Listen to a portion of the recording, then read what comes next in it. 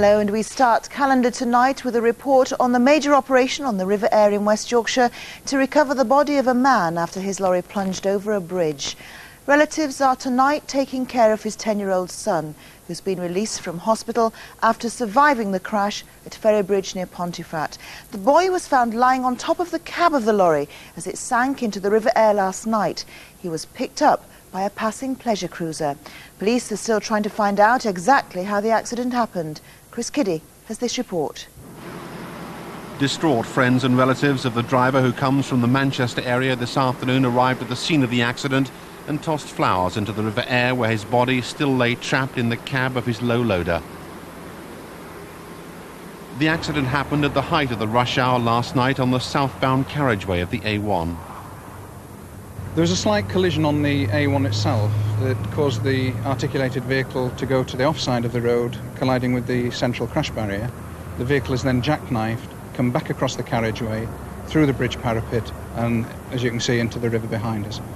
The lorry, carrying a mechanical digger, plunged more than 20 feet into the water. The driver's 10-year-old son somehow survived. I just saw the lorry smash straight into the water.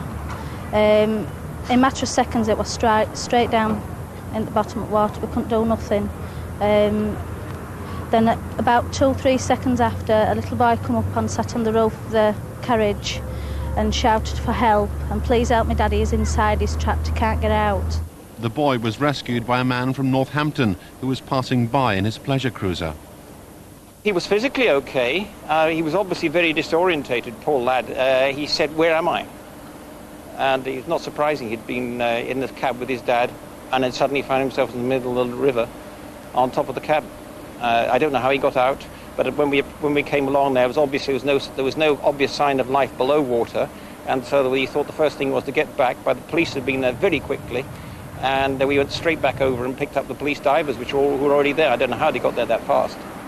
Despite the divers' efforts, it was too late to save the boy's father. The JCB had partly crushed the cab of the lorry. The recovery operation went on all day. First, the digger had to be hauled clear of the lorry.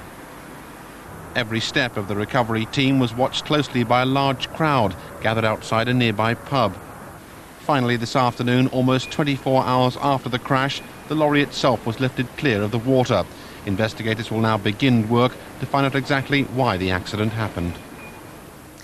We spent much of the day attempting to recover the body of a driver trapped in the cab of his lorry, which plunged 50 feet into the River Aire. His 10-year-old son managed to escape as water filled the cab.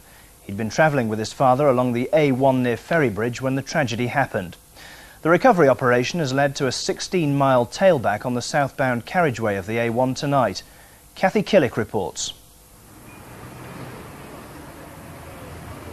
Almost 24 hours after the accident, the lorry was lifted from the river.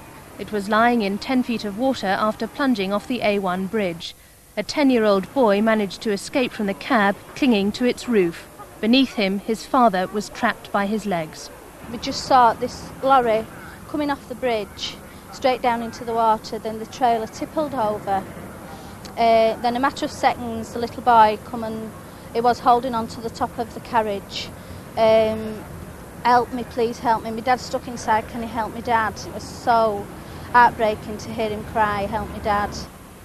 Relatives of the family visited the scene today, throwing flowers as a tribute. The family came from Manchester. The boy was travelling in the cab as a half-term treat. Earlier, a digger on the back of the lorry was pulled free to release the driver's body. Police divers worked all day on the rescue operation. The conditions for the divers very difficult. They're working with a visibility of between 2 and 3 inches when they're actually in the water. So it's very, very murky and very, very difficult for them. More than 40 officers, as well as the divers, were involved in today's operation. Specially trained police officers will interview the boy to try to find out how the crash happened. At the moment, though, it looks as though it began as a fairly minor road accident that happened in the wrong place. A Hull teacher